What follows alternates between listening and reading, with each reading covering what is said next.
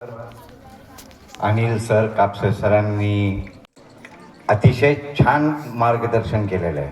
अनिल सरांनी जे बोलले तर मला वाटतं आजचा आमचा दिवस कारणी लागला. अनिल सर म्हणजे आणि जास्त न बोलता कार्यक्रमाला खूप जास्त वेळ झालेला आहे, पण दोन गोष्टी जरूर सर्वांना सांगायचा प्रयत्न करेल. पहिले तर शाळा म्हणजे काय, कोणी सांगा मला की शाळा म्हणजे काय. कोणाला माहिती आहे? भाषण नुसतं ऐकायला येऊ नका. आज जर इथे कार्यक्रमाला उपस्थित आहेत मोठे विद्यार्थी, पालक, शिक्षक, इथे आज काहीतरी शिकलं पाहिजे. बऱ्याचदा लोक म्हणतात की आयुष्यात असं जगा. आजचा हा आयुष्याचा शेवटचा दिवस आहे.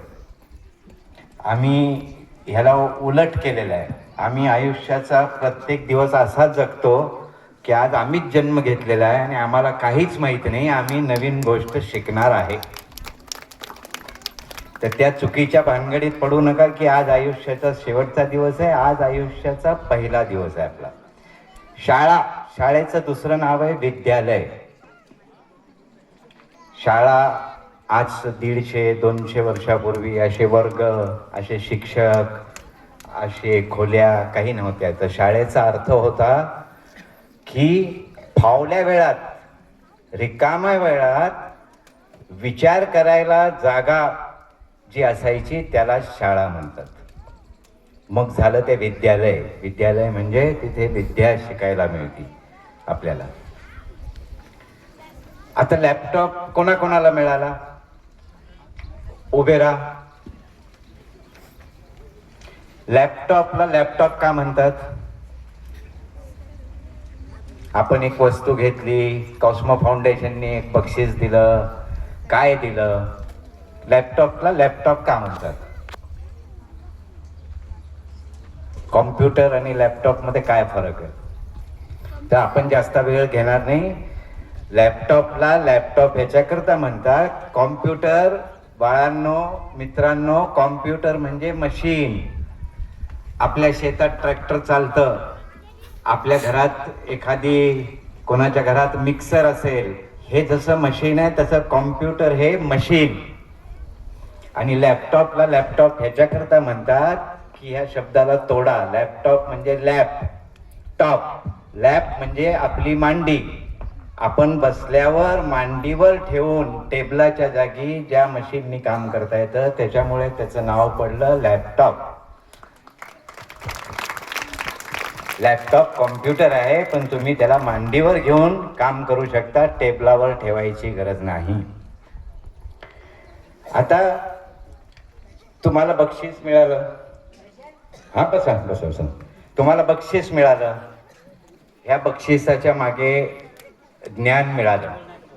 ज्ञान मिळालं म्हणून तुम्हाला बक्षीस मिळालं. एक गोष्ट नेहमी आयुष्यात लक्षात ठेवा, एखादी शिकलेली गोष्ट, आपलं ज्ञान जोपर्यंत वापरात येणार नाही तोपर्यंत ते ज्ञान नुसती क्षमता असती, शक्ती नसती.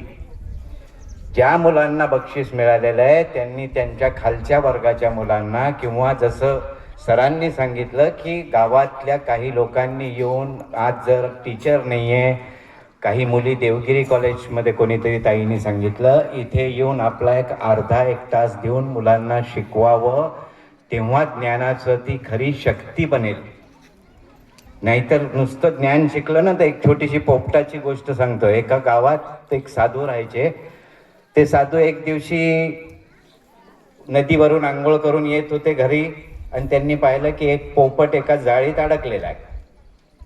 त्यांना दया आली. त्यांनी त्या पोपटाला त्या जाळीतून काढलं आणि त्यांच्या आश्रमात घेऊन गेले. तिथे त्यांच्याकडे पिंजरा होता, तिथे त्याला ठेवलं त्यांनी. आता पोपटाला जे शिकवलं ते पोपट करतो.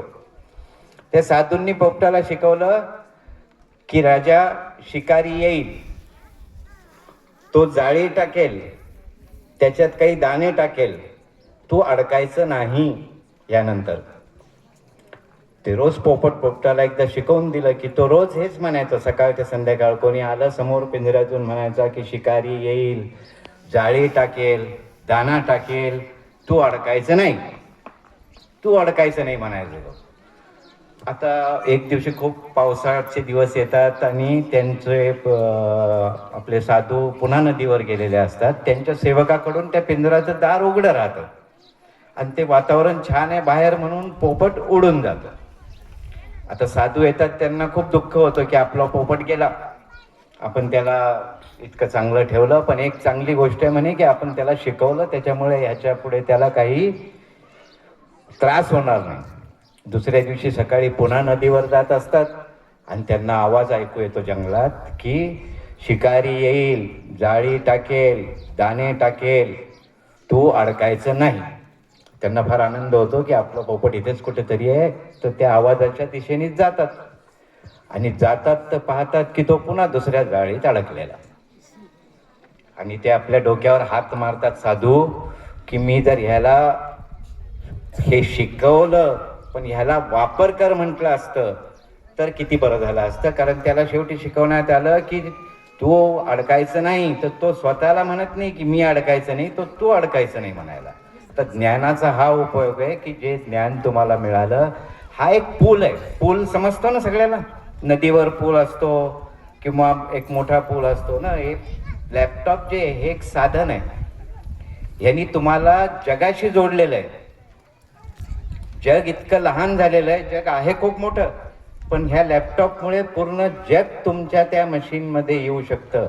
याचा चांगला वापर केला तरच तुम्हाला उपयोग होणार. वाईट जर याचा वापर करायला प्रयत्न केला तर तुम्ही आज जे बनले त्याच्यापेक्षा तुमची लेवल कमी होणार. याचा चांगला वापर करा. हा नुसता यूट्यूब पाहायचा किंवा काहीतरी एंटरटेनमेंट करायचा, गाणे ऐकायचं हे साधन नाही आहे. जास्त वेळ न घेता पुन्हा एकदा अभिनंदन करतो ज्यांना बक्षीस मिळालं. ज्यांना नाही मिळालं बिलकुल त्याच्यामुळे तुम्ही दुःख किंवा वाईट वाटून घेऊ नका. त्यावेळेस फक्त काय करायचं की त्यांना बक्षीस मिळालं. अजून एक छोटीशी गोष्ट सांगतो तुमच्या लहान मुलं, खूप छोटीशी गोष्ट आहे. एका गावात ना 100 घरं होते. गाव, आपण गावात आहे आज म्हणून गावाच्या गोष्टी चालू आहे. 100 घरं होते एका गावात आणि त्या गावात उजेडच नव्हता. दिवा नाही, लाईट नाही, काही नाही, काही नाही, रोज अंधार असायचा. आता त्या 100 लोकांमध्ये एक माणूस काहीतरी चांगलं शिकतो, गावात जातो, जवळ एक शहर असतं, तिथून एक दिवा आणतो तो. आता लोकांना दिवसा कळतं की ह्या घरात या माणसाने दिवा आणलेला आहे. दिवसभर तर काही म्हणजे लोकांना त्याची उत्सुकता नसती, काही नसती. रात्रीत रात्र होती आणि तो माणूस दिवा लावतो, त्याच्या घरात उजेड. आता 99 लोकांनी काय करावं? 99 लोक एकत्र आले, त्यांच्याकडे 2च उपाय होते. पहिला उपाय होता की ह्या माणसाचं शिकावं, गावात जावं, आपणही नवे प्रत्येकाने एक एक दिवा आणावा. आणि दुसरा उपाय फार सोपा होता की ह्या 99 लोकांनी मिळून त्या माणसाचा दिवा विझवून टाकावा. तर असं करू नका. आपसात स्पर्धा करू नका. स्पर्धा तुमच्या स्वतःशी करा. आपण काल कसे होतो आणि आज काय आहे ह्यातला जो फरक आहे हाच तुम्हाला पुढे नेईल.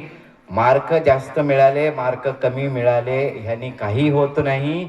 मार्क कमी जरी मिळाले तर तुम्हाला जे शिकवतात ना त्याचं ज्ञान घ्यायचा प्रयत्न करा. नुसतं मार्क घ्यायला करता शिकवू नका. एखादी गोष्ट नाही समजली, आई वडिलांना विचारा, शिक्षकांना विचारा. इतके छान सरकारी अधिकारी आहेत. मी सर माझ्यातर्फे स्वामी सरांना माझा नमस्कार सांगा. म्हणजे ते इथे असते तर मी त्यांचे पाय धरले असते की दशसूत्री कार्यक्रम माणसाने चालू केला.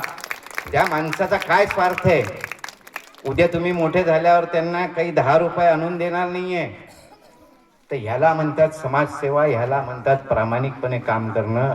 स्वामी सरांसारखे आणि अनिल सर, कापसे सरांसारखे जर लोक आपल्या महाराष्ट्रात झाले ना तर मी म्हणतो महाराष्ट्र जगावर राज्य करेल, भारतावर. पुन्हा एकदा धन्यवाद कापसे साहेब, अनिल सर, जयंत सर, तुमच्या उपस्थितीबद्दल सगळे जे ह्या गावातले पदाधिकारी आहेत, शाळेचे शिक्षक, माझ्या फाउंडेशनचे सहकारी आणि सगळ्यात महत्त्वाचं ज्यांना बक्षीस मिळालं ते भविष्य देशाचे. सो धन्यवाद पुन्हा एकदा. असे कार्यक्रम चालू राहतील. अनिल सर काय आमचे चेअरमन आहे ना, त्यांनी एक असं मनात धरलेलं आहे की आम्ही एक काहीतरी ठराविक काम करू. कारण काय होतं, बऱ्याचदा 10 वेगवेगळ्या गोष्टी केल्या तर ते काहीच त्याचा अर्थही निघत नाही. म्हणून आम्ही गुजरातमध्ये, महाराष्ट्रात आणि मेनली मराठवाड्यात आमचा प्रयत्न आहे की कॉम्प्युटरचं शिक्षण आणि इंग्लिश लँग्वेज ह्याच्याकरता आमची कंपनी काहीही करते, म्हणजे ह्याच्यामध्ये आम्ही मागे राहत नाही. तर आमचा हा प्रोग्राम तुम्ही जसं म्हटलं हे बाकी शाळेत सुद्धा आम्ही वाढवायचा प्रयत्न करू. आणि ममता बॅनर्जी मॅडम ह्या आज आपल्या करता देवासारख्या आहे, एवढं लक्षात ठेवा. देवाला मंदिरात जायची गरज नाहीये तुम्हाला. मंदिरात जाऊन देव काही देत नाही. तुमचे आई वडील तुमच्याकरता जे चांगले काम करायले ते तुमचे देव. एवढं मात्र आयुष्यात लक्षात ठेवा. आपल्या आई वडिलांना कधी विसरू नका. आणि जे जे लोक शिकतात आहे ते दुसऱ्यांना ज्ञान द्या. एकीने राहा. गाव खूप पुढे जाईल. धन्यवाद.